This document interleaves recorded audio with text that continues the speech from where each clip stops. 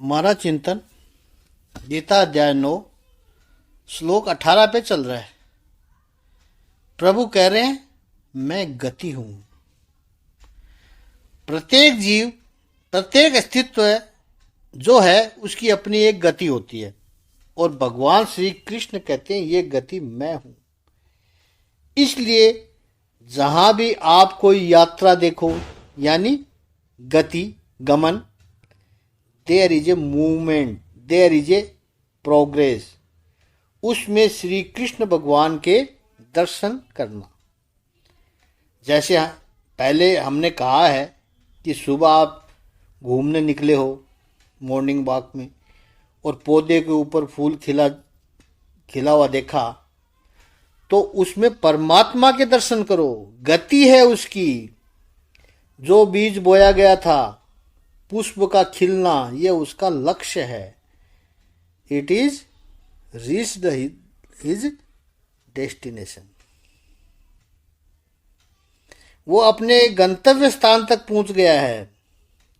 बसंत हो, ग्रीष्म ऋतु हो, अमराई में जाओ आप, मैंगो गार्डन में, वृक्ष पर आम लगे हो और सुंदर सा रसीला आम का फल लटक रहा हो, उसमें आप भगवान श्री कृष्ण के दर्शन करना। भगवान श्री कृष्ण लटक रहे हैं क्योंकि वर्षों पहले एक गुठली बोई गई थी।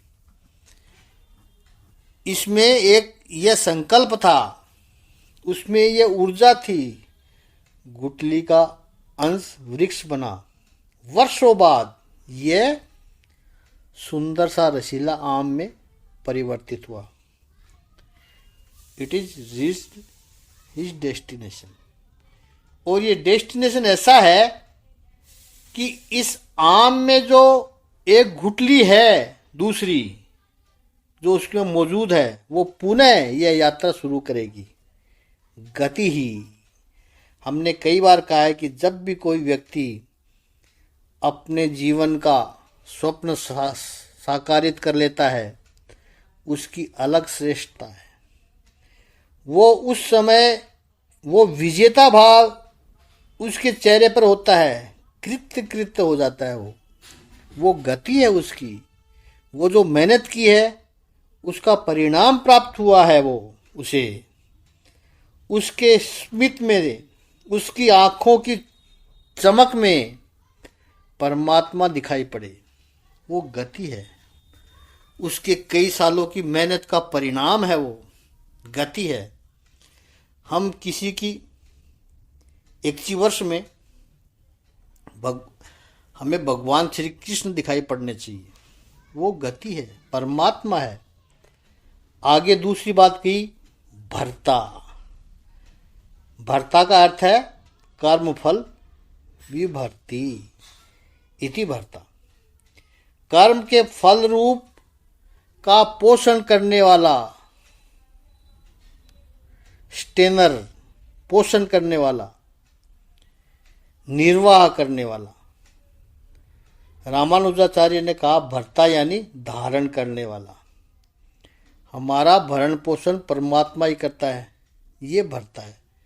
वो परमात्मा का स्वरूप है। माता पिता कॉरपोरेट में जो नौकरी देते हैं, जिनसे हमारा और हमारे परिवार का भरण पोषण होता है, वो परमात्मा के ही स्वरूप हैं। किसी न किसी रूप में आकर के परमात्मा हमारा जीवन चलाते हैं। गतिर भरता। फिर कहा प्रभु ने, कहा प्रभु यानी स्वामी, ऑनर। रामानुजाचार्य जी कहते हैं प्रभु का अर्थ है ससीता, डिसिप्लिनर, डिसिप्लिनियर। भगवान कहते हैं वो मैं हूं। आगे है साक्षी यानी विटनेस, गवाह। साक्षात दृष्टा इति साक्षी। शंकराचार्य जी कहते हैं कि जो क्रिया है उसका भी साक्षी है और जो नहीं किया है, जो किया है उसका साक्षी है, नहीं किया उसका भी साक्षी है। करना सोचा था लेकिन नहीं कर पाया, अब दुनिया तो वही देखती है जितना आपने किया है, कहेगी इसने ये किया। भगवान उससे भी और शीर्ष लेवल पर है। मन से आपने सोचा था लेकिन कर नहीं पाए। आप देखिए, एक्चुअल गुनाहगार लोग तो बहुत कम होते हैं, लेकिन मानसिक रूप से देखा जाएगा तो कितनी ही बार आपको विचार आया होगा कि पड़ोसी के घर में आग लगा दें। इतना सुंदर फर्नीचर बना रखा है, इतनी सुंदर लंबी महंगी वाली गाड़ी उसके घर में खड़ी है, लेकिन डर गए, ये आग लगा नहीं पाए। आप पकड़े जाएंगे, ये डर रहता है। किसी पार्टी में आप गए, घर से निकले थे, उस समय तो आपको लगता है कि सबसे सुंदर मैं ही हूँ, इतने अच्छे अच्छे कपड़े पहने मैंने, मोस्ट ब्यूटीफुल लेडी। लेडी का ही हम कहेंगे, लेडियों में ज़्यादा होता है, औरतों में कंपटीशन ज़्यादा होता है। In the town, most beautiful lady in the town. और वहाँ जाकर देखा कि और 3 लोग ऐसी आई है जो ज़्यादा सुंदर लग रही है। आपकी ओर तो कोई देखता ही नहीं है, बस उन तीनों की ओर ही सब देखे जा रहे हैं। मन में इच्छा होगी कि इन तीनों चुड़ैलों को यहाँ से लात मारकर भगा दो, कर नहीं पाई। अब यह मन में इच्छा हुई, उसका भी साक्षी है भगवान श्री कृष्ण। संसार ये आपकी इच्छा नहीं देख सकता, उसको तो पता भी नहीं चलेगा कि आपने मन में क्या सोचा था। भगवान कहते हैं मैं तेरे भीतर बैठा हूं, तेरी हर बात का साक्षी हूं। तो चूंकि परमात्मा स्वयं साक्षी है, तो उसको फिर किसी दूसरे साक्षी की आवश्यकता नहीं है। संसार की जो अदालत है वो साक्ष्य के आधार पर निर्णय करती है, किसी ने गुनाह किया कि नहीं किया, साक्षी के आधार पर फैसला करती है। और संसार में तो साक्षी खरीदे जाते हैं, साक्षी झूठ भी बोलते हैं, साक्षी के पास से झूठ बुलवाया भी जाता है। परमात्मा को किसी साक्षी की आवश्यकता नहीं है, क्योंकि परमात्मा स्वयं साक्षी है। गतिर भर्ता प्रभु साक्षी। दूसरी बात, संसार के जो साक्षी है उनकी साक्ष्य दृष्टि भी पूर्वाग्रह युक्त होती है, क्योंकि व्यक्ति अपने विचारों के साथ रहकर देखता है। भगवान की दृष्टि बिल्कुल साफ, पूर्वाग्रह मुक्त है, इसलिए परमात्मा जो निर्णय करता है वो सर्वश्रेष्ठ होता है। तीसरी बात, मनुष्य जो साक्षी देता है तो मनुष्य के अपने अनुभवों की लिमिट होती है, मर्यादा होती है। भगवान की ऐसी कोई लिमिटेशन नहीं होती है। ईश्वर साक्षी है। संसार के साक्षी को आप झूठा भी सिद्ध कर सकते हो, भगवान की साक्षी को आप झूठा सिद्ध कर ही नहीं सकते।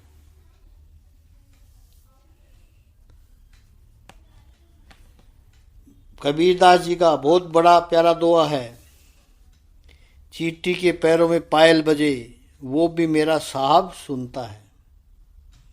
चींटी के पैर बिल्कुल बाल जैसे होते हैं, उस पैर का पायल, अब सोचो कैसा होगा, वो पायल के बजने वाले घुंघरू कैसे होंगे और उनकी बजने की आवाज़ कितनी होगी, वो भी मेरे साहब को सुनाई देता है।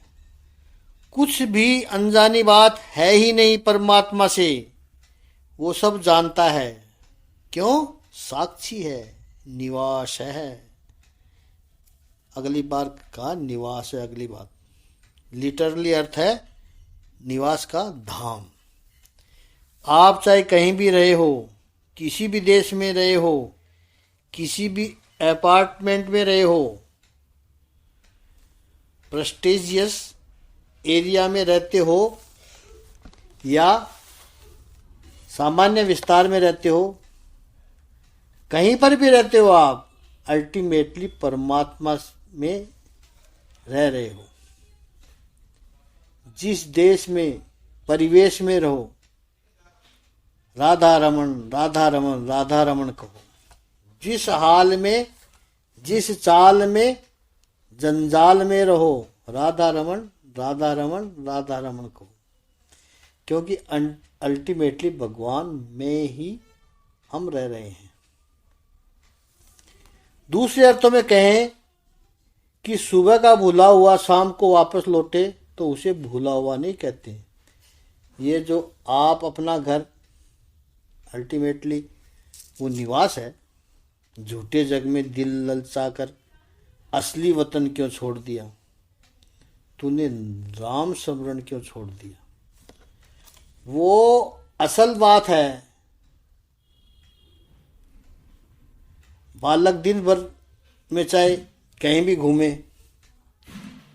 कहीं भी खेले कूदे, कोई चॉकलेट दे दे उसको, उसके पास जाए, कोई आंटी प्रेम से प्यार से उसको उससे प्यार के तो उसके पास जाएगा। ये सब ठीक है, लेकिन जब शाम हो जाती है, बालक थक जाता है, तब फिर किसी की गोद में नहीं चलता, जाता ही नहीं है। तब तो केवल माँ की गोद चाहिए। ठीक इसी तरह संसार में ये जीवात्मा चाहे कहीं भी घूम ले, किसी पर आकर्षित हो जाए, किसी से कुछ पा ले, किसी को कुछ दे दे, जिसे वो सुख समझता है वो सुख पाए। लेकिन जीवात्मा भी जब शांत हो जाता है, थक जाता है, फिर उसे परमात्मा के चरण ही याद आते हैं। ये निवास है, द अबोर्ड। जब हम क्रूज में जाते हैं, समुद्र में यात्रा करते हैं, तब कई बार देखते हैं कि किनारे से कुछ पंछी, खाना मिलता है उनको, तो उसमें क्रूज में आ जाते हैं। क्रूज चलने लगी तो पक्षी भी साथ में आ गए। पक्षी को उड़ना है, उड़ते रहते हैं, उस क्रूज के आसपास उड़ेंगे, क्योंकि उनको पता होता है कि थक जाएंगे तो यहीं पर बैठना है, और कोई दूसरी जगह नहीं है, बाकी तो पूरा अनंत समुद्र है। तो वहीं पानी में मछली पकड़ेंगे, लेकिन वापस आकर उस जहाज पर बैठ जाते हैं। बस ऐसे ही मानो इस भव सागर में भगवान श्री कृष्ण एक जहाज है और हम सब पंछी हैं। कहीं कुछ लालच में उड़े, इधर गए उधर गए, फिर जब लगता है कि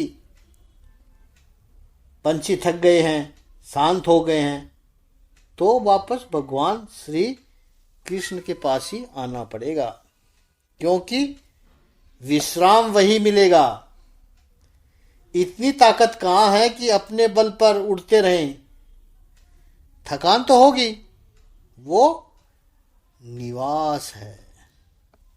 प्रभु आगे कह रहे हैं शरणम, जो दुखी है और जो दुखी होकर प्रपन्न हुए हैं, शरण में आए हैं, उनके दुख को दूर करने वाला, उसको कहते हैं शरण।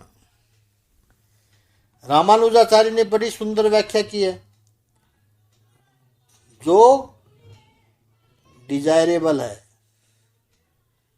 जो चाहिए, जो पसंद है, उसको प्राप्त कराए, और जो अनिष्ट है यानी जो नहीं चाहिए, जो अप्रिय है, उसका निवारण कर दे, उसका आश्रय लेना चाहिए, जिससे हमारे दुख दूर हो जाए और सुख की प्राप्ति हो। उसे कहते हैं शरण। भगवद गीता में इस 9वें अध्याय में 18वें श्लोक में जो शरण शब्द आया है कि भगवान कहते हैं मैं शरण हूं। अन्यत्र 3 जगह पर भगवान ने शरण शब्द का प्रयोग किया है, कई जगह पे, 3 जगह ऐसी जहां प्रयोग किया है, और वो किस किस संबंध में, किस किस संदर्भ में किया है, उस पर हम कल चिंतन करेंगे। आज इतना ही। ओम श्री सच्चिदानंद भगवान की जय। ओम श्री आनंद गंध भगवान की जय।